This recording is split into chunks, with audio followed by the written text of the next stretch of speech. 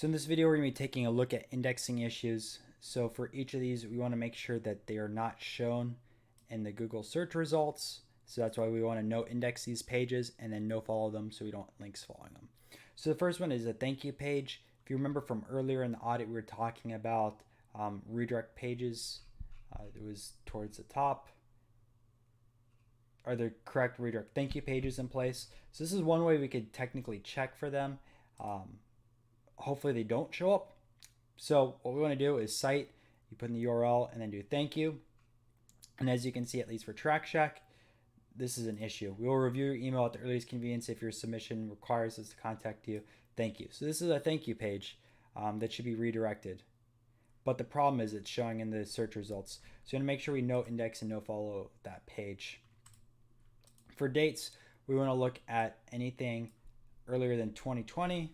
Now, since this is a local running store, they are going to have past results, so that is going to influence what's shown here. So past dates are fine, like if you have a 2019 or 2018, whatever, because people want to look at the results.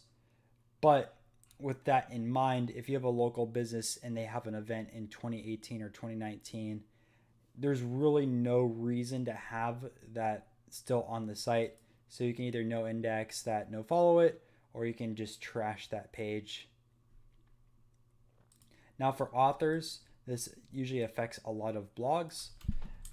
You don't want these showing up here. And as you can see, TrackCheck does not have that.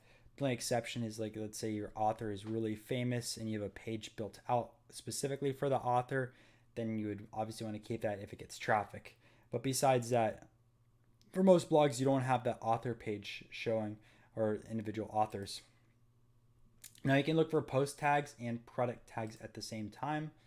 So you can just do tags like this. And the tags are showing for races because this is a running thing, but with bibs that you have, they have tags that are trackers. So that is why these are showing up with all these. But usually if it was another type of website, for tag, you don't want to see anything showing up here. Again, you don't want to have post or product tag showing. For WP directories, you obviously don't want those showing as well. So I look for directory. They do have staff right there. But besides that, I'll do like a WP also. And you can see there's nothing there, so we're fine with that. Now account pages, we're just going to do account right here. Again, something we don't want to show. So nothing really there, which is fine. Again, I'm just kind of skimming through it. You want to look for all these. Another way to look at this is login,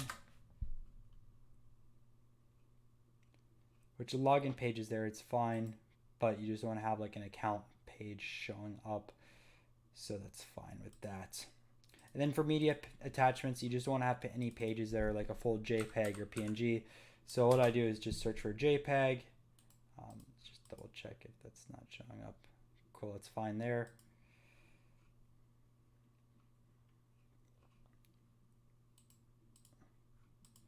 They do have a PDF. Not the end of the world. I don't really want to see that indexed, but